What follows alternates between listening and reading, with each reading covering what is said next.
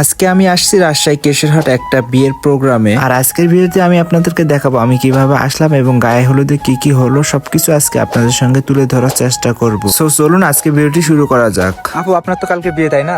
হ্যাঁ, আজকে আপনার গায়ে হলুদে কেমন অনুভূতি বলেন? অনেক ভালো, অনেক ভালো।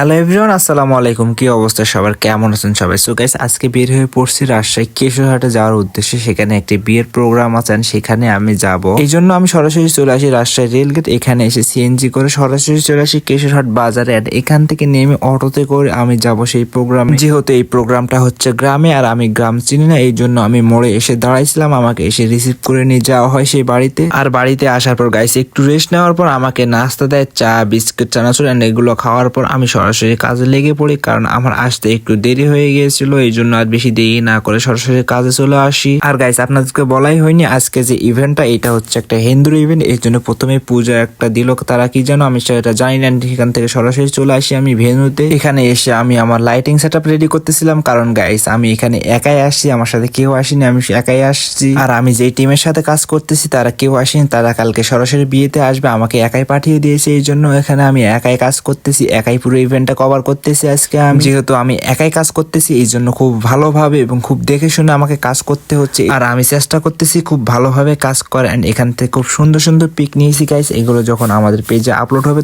তখন আপনারা দেখতে পারবেন। আর এই পিক গুলো আপলোড হবে ইচ্ছেঘুড়ি পেজে। আজকে আমি ইচ্ছেঘুড়ি পেজের ফটোগ্রাফার হিসেবে কাজ করতে আসছি এখানে। পুরো ইভেন্টটা আমি একাই কভার করতেছি।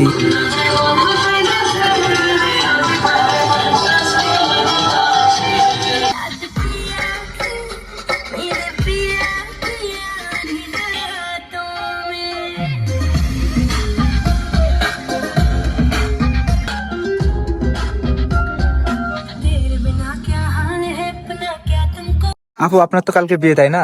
হ্যাঁ, আজকে আপনার গায়ে হলুদে কেমন অনুভূতি বলেন? অনেক ভালো, অনেক ভালো।